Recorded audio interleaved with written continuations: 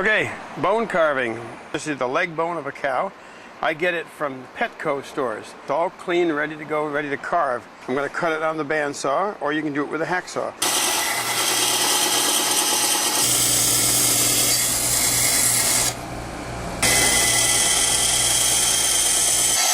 And I have 3 pieces to work with. I'm going to use one of these to make a hook.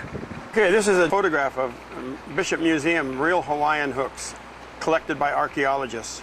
So I love these shapes. I fell in love with these shapes, so I'm going to try and make one of these shapes. I might make a simple one. This is a nice simple one down here. Let's go for that.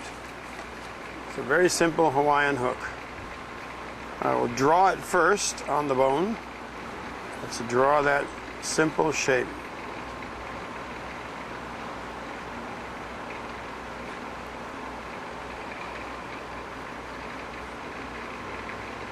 They do vary, so I don't have to get it exactly right, but that's that hook there. Now, these are circular action hooks.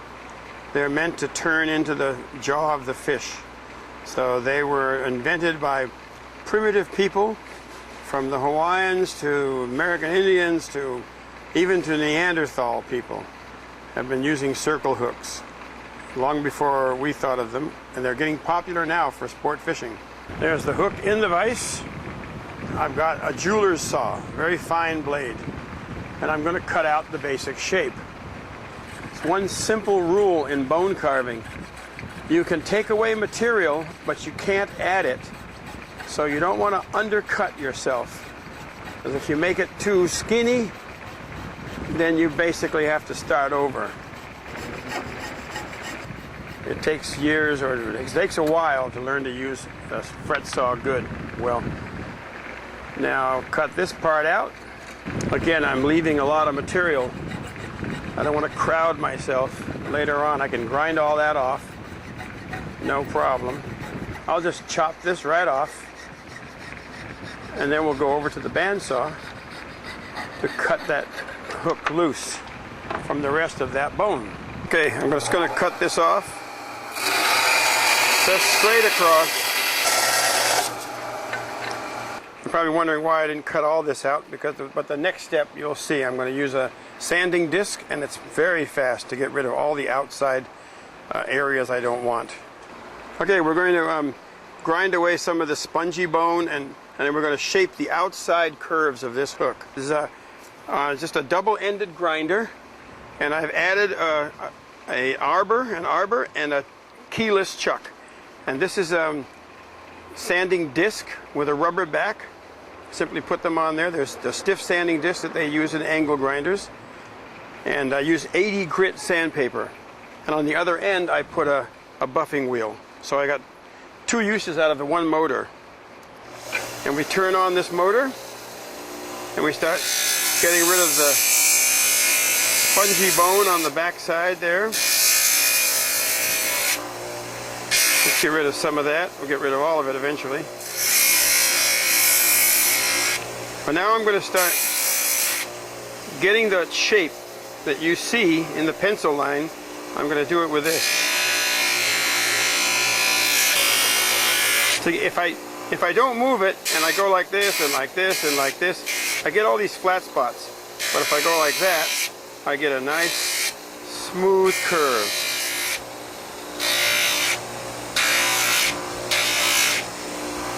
And there, make the barb using the edge of the sanding disc and the top part of the hook. The tops of these hooks are very important because they are meant to be lashed to a cord. It's the way the Hawaiians put a hook on a line. And if you don't carve the top right, you won't be able to do the lashing right.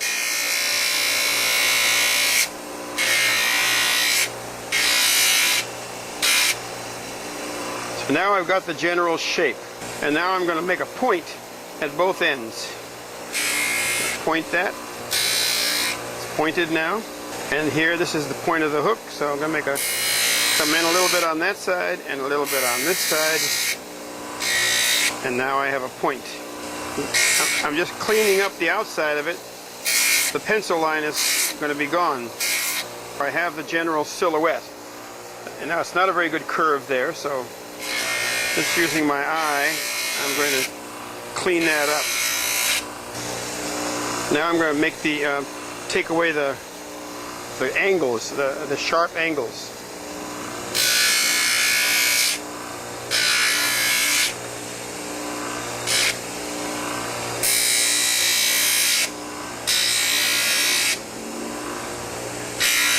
I'm still going to work on this, and I'm going to round out the outside curves of this hook. Now, always turning it and changing the angle. So I round it out.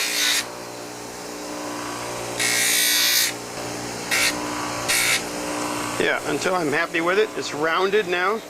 It's not squared off. And that's about it. That's all we're going to do on that tool. Now we're going to go to another tool, the hand piece, and do the inside curves. Okay, this is a flexible shaft motor and hand piece, and I put in a kind of cone-shaped burr, and it's got a foot treadle. It goes about 15,000 RPMs, and I'm going to start working on the inside curves of the hook, rounding it out. It's important to keep it moving all the time, so you don't stay in one spot and you don't make a big hole in one area that you don't want. Smooth curves is what you want. I do one side first, and I'm angling these roundings out so that when I do the other side, they'll kind of meet in the middle. Now I'll work on the other side.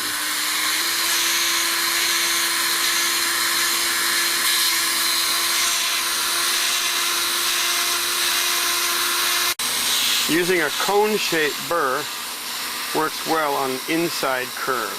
You wouldn't do this on the outside of the hook. This would just make little round dings in the hook. But on the inside, it's perfect.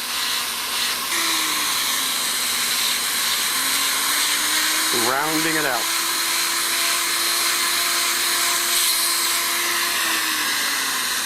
You know, that's pretty much what I'm after on the inside curves. There's a few irregularities I keep seeing, and I keep correcting them.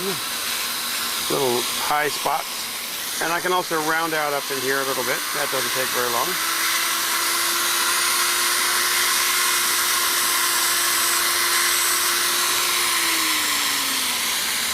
There. Now, the next thing I'm going to do is a different tool. Take off this steel burr, and I'm going to use these little snap-on sanding discs. And I can do a lot with this. I can change the shape of that barb, move it up a little higher, get it from both sides. It's going to clean up all the outside now so that I can go to a finer sandpaper and then eventually polish it. This is just a little tool that has a slot in it and takes a strip of sandpaper like this. This is 320 sandpaper. Put it in there, wrap it around, and then you can do the inside very nicely.